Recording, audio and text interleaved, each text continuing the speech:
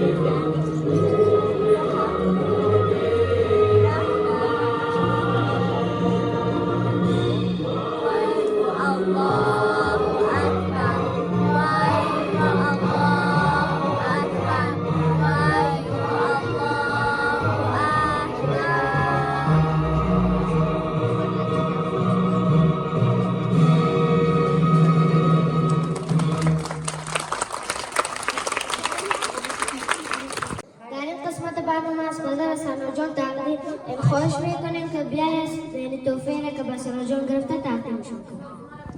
سلام خدمت شما استاد محترم و تمام کسانی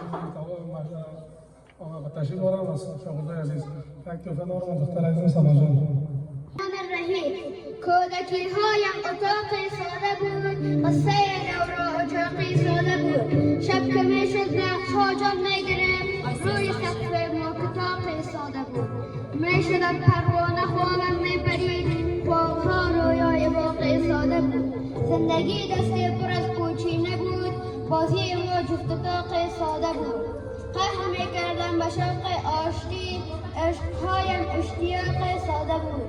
ساده بودن عادت مشکل نبود، سختی اعلام بود و باقی ساده بود. تشکر از توجه شما.